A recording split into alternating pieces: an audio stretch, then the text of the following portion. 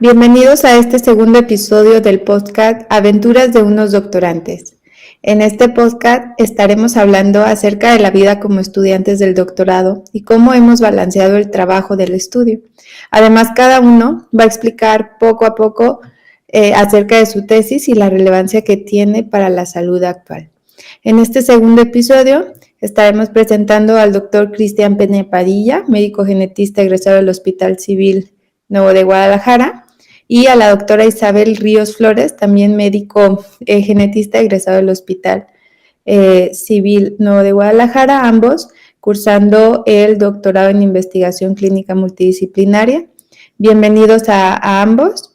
Y bueno, pues vamos a dar inicio con el trabajo de investigación de Cristian, que nos platica sobre el síndrome de Down, a la asociación con cardiopatías y el gen MTHFR. Y bueno, te doy la palabra, doctora Isabel. Muchas gracias, Ixio.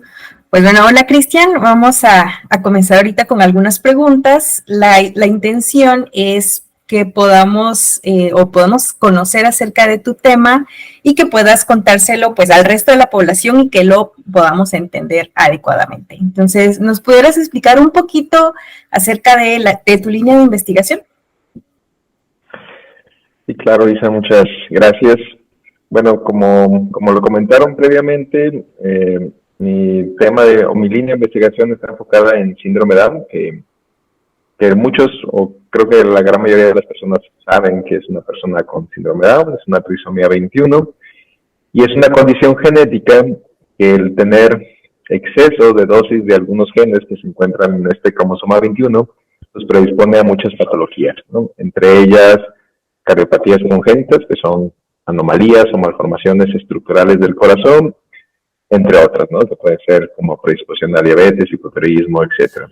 Entonces, en mi línea de trabajo, la pregunta central, o que tratamos de abonar un poco en cuanto a conocimiento, es saber por qué algunas personas con síndrome Down presentan cardiopatía y por qué otros no. ¿Por qué hay diferencias porque se han observado diferencias en cuanto a frecuencias de cardiopatías entre diferentes etnias? Sabemos que no es lo mismo en caucásicos que en latinos, que en personas de Medio Oriente, en asiáticos, y el tipo de cardiopatía y la frecuencia con la que presentan estas cardiopatías los pacientes con síndrome de Down, pues es variable, ¿no? Entonces, nos hacemos esa pregunta y ahorita estamos investigando específicamente una enzima o un gen que produce una enzima que se llama MTHFR, que participa en el metabolismo de ácido fólico, que es algo que ya ha estado bien estudiado a nivel mundial, y no solo para esta patología, sino para muchas otras. Básicamente es como lo que queremos investigar. De acuerdo. Pues yo creo que el síndrome Down es uno de los síndromes más conocidos. Muchas personas han escuchado acerca del síndrome. Sabemos que es un problema de cromosomas. Como lo explicaste bien, hay un cromosoma 21 extra, pero ¿podrías explicarnos un poquito acerca de cómo se diagnostica el síndrome y qué otros problemas, aparte de los problemas del corazón, pueden tener estas personas? Sí, el tema del diagnóstico básicamente es clínico. Clínico quiere decir que solo necesitas hacer una buena exploración clínica del paciente, una exploración física, perdón, y reconocer un patrón de características físicas que lo hacen reconocible. El problema que hay con síndrome de Down es que muchas de esas características son fenotipos o son variantes morfológicas que cualquier persona puede tener, como por ejemplo una cara redonda, unas fisuras oblicuas hacia arriba, una nariz cortita, unas orejas pequeñas, manos cortas y cuadradas, y que, como lo mencioné, este tipo de características cualquier persona la puede tener, pero cuando están en conjunto forman una imagen reconocible, que es lo que en genética pues llamamos un gestal, ¿no? Que es algo que te recuerda o que te llama hacia un diagnóstico en particular, en este caso síndrome de Down. Y aquí un punto importante es que tienen que tener siempre algo patológico, algo anormal, ¿no? Entonces, no solo bastan las características reconocibles, sino además que pueden tener, digamos, hipotonía, que es prácticamente el 100% de los pacientes lo tienen, hiperlaxitud articular, y al nacimiento, pues es común que tengan la cardiopatía estructural que ya mencioné, pueden tener alteraciones en la sangre, hematológicas, y las complicaciones, eso en cuanto a diagnóstico, ¿no? Y una vez confirmado el diagnóstico clínico, que habitualmente lo puede ser un genetista clínico, o incluso un pediatra o un médico general bien entrenado, se puede confirmar con el estudio de cariotipo, que es analizar los cromosomas al microscopio y observar que hay 3 en lugar de 2. En cuanto a otras complicaciones fuera de las cardiopatías, ellos tienen como más riesgo a ciertas patologías. Entre ellas son hipotiroidismo, que es que la glándula tiroides funcione de menos. Pueden tener alteraciones o luxación congénita de cadera, que es algo muy común. La hipotonía por sí sola pues es un problema porque eso hace que el desarrollo sea más lento, y pueden tener otras alteraciones gastrointestinales, como malformaciones incluso, como atresia duodenal, atresia esofágica, atresia anal. De hecho, se habla que prácticamente tienen mayor riesgo de casi cualquier malformación, ¿no? No son frecuentes, pero sí, si los comparamos con otros bebés, pues tienen más riesgo de cualquier otra malformación. Y a lo largo de la vida, yo creo que de los principales problemas los vemos ya en edades adultas, porque sí tienen mayor riesgo a desarrollar sobrepeso, obesidad y las complicaciones propias del sobrepeso. Y algo importante es que lo que se está estudiando mucho actualmente es que tienen como una especie de enfermedad de Alzheimer de inicio temprano. Y eso lo podemos ver desde el deterioro en el estado cognitivo, y lo podemos observar en neuroimágenes, en resonancias, tomografías de cráneo, que los cambios son muy parecidos a los de una persona con Alzheimer de mucho mayor edad, ¿no? Entonces, también se ha abordado ese tema de que tienen como un envejecimiento prematuro, y probablemente los que conocen a alguna persona con síndrome de Down han visto que personas con síndrome de Down que tienen 35, 40 años, pues se ven mucho mayores. Entonces le han atribuido mucho esto del estrés oxidativo y un envejecimiento prematuro.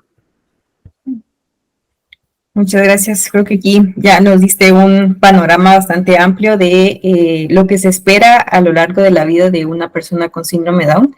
Y yo creo que una de las preguntas que son bastante frecuentes y que da miedo a toda persona embarazada es por qué sucede, ¿no? Y cuáles son los riesgos o factores de riesgos que pueden causar que se produzca una alteración cromosómica, en este caso síndrome Down. Sí, como bien lo mencionas, es una pregunta recurrente, pero también un poco difícil de responder, porque no hay una respuesta concreta. Algo que hay que aclarar es que sí es una condición genética, o sea, el problema sí son genes, en este caso cromosomas, todo el cromosoma 21, pero el que sea genético no necesariamente lo hace que sea hereditario. Entonces aquí un punto importante es que síndrome Down o trisomía 21, la gran mayoría de las veces, 95% de las o más de las veces, no es hereditario, no es algo que se esté transmitiendo de padres a hijos de manera constitutiva. Entonces, la causa de cómo se originan esos 3 cromosomas 21 en lugar de 2 es básicamente, el mecanismo es un fallo o un error a la hora de que se forman lo que llamamos gametos, que serían los espermatozoides en el caso de varones o óvulos en el caso de las mujeres, que normalmente deberían de tener 23 cromosomas, ¿no? Porque si tenemos 23 de la mamá y 23 del papá, al momento de unirse se forman los 46.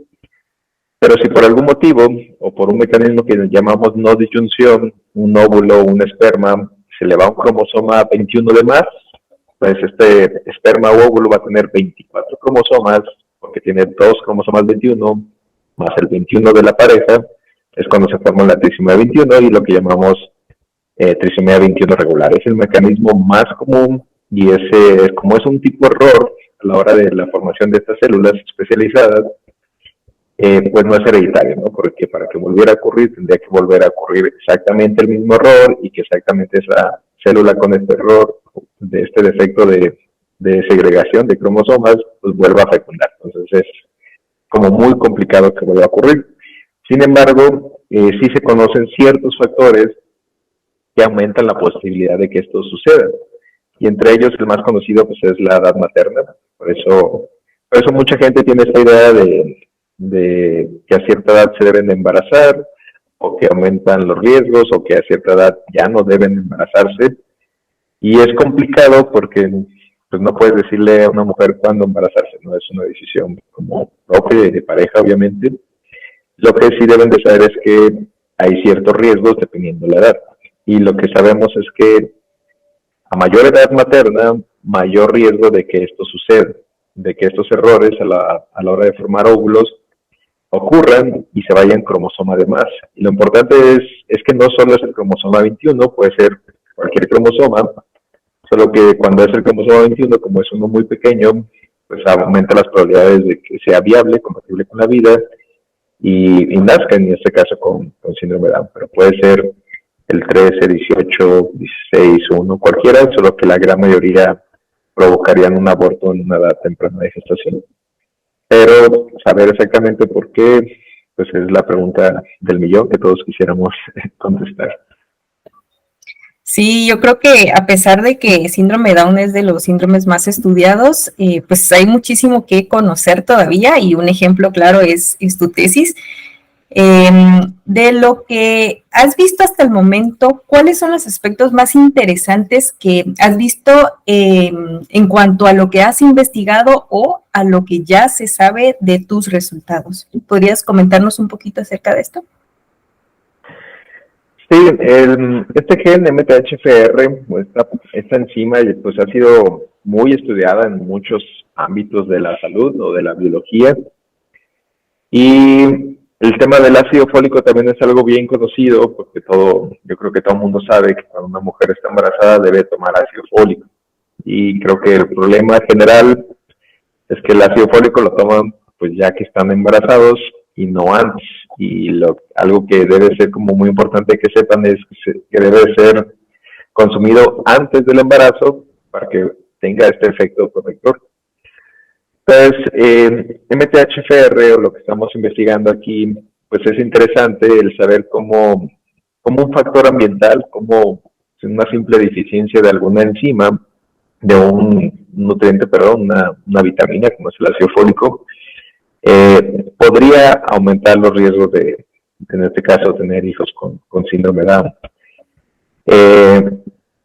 Hay muchas teorías al respecto. Una investigadora famosa española, Martínez Frías, propone que la deficiencia de ácido fólico y de efectos en el metabolismo de folatos, como es estas variantes en el gen de MTHFR, no es tanto que aumenten o que hagan que haya más personas con síndrome de Down, ¿no? Ella propone que pudiera ser que aumentan la sobrevida, que es algo que tiene mucho que ver con mi tesis, porque hemos visto que en países como latinoamericanos, como México, como Guatemala, Chile, entre otros, la frecuencia de pacientes, de personas con síndrome de Down es más alta, pero también las cardiopatías son más leves, ¿no? Entonces, en lugar de ser cardiopatías típicas como el canal AB, que es de mal pronóstico, las más comunes son defectos septales que en general pueden resolver espontáneamente o que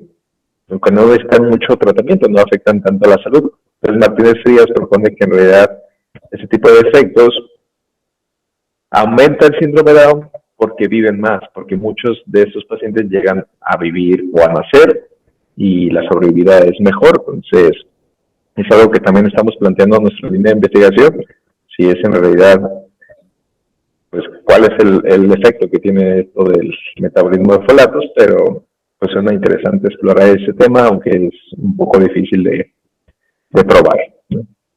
Sí, que también tiene mucho que ver la variación que puede existir entre poblaciones, ¿no? Y qué es lo que se ha encontrado, o las diferencias que tú mencionas también. Yo creo que es una Una investigación bastante interesante que estaremos al pendiente de los resultados y ver si puede llegar a una conclusión interesante también.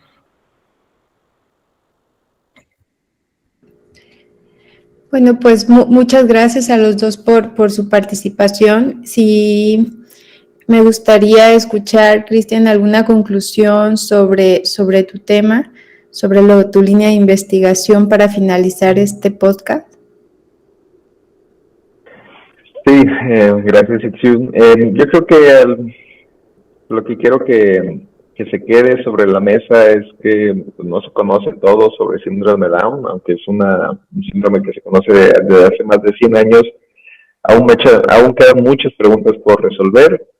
Que la genética es obviamente una parte importante que determina en cierta manera el curso de vida de una persona, pero los factores ambientales son otro gran estelar en esto de la vida de cualquier persona.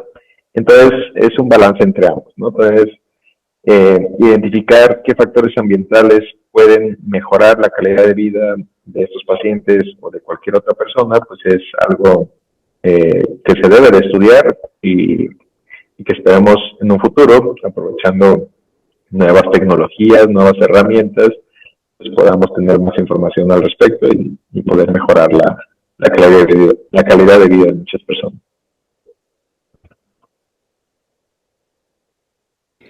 Bueno, pues muchas gracias. Isabel, ¿quisieras comentar algo más?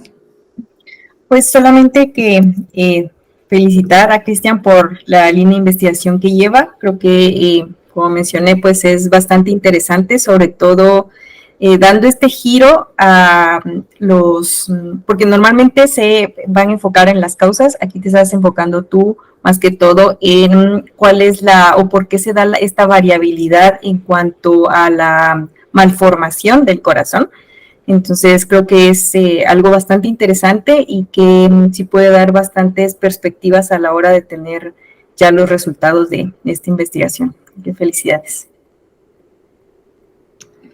Bueno, pues muchas felicidades y nos vemos pronto en un próximo capítulo de Los Doctorantes. Hasta luego.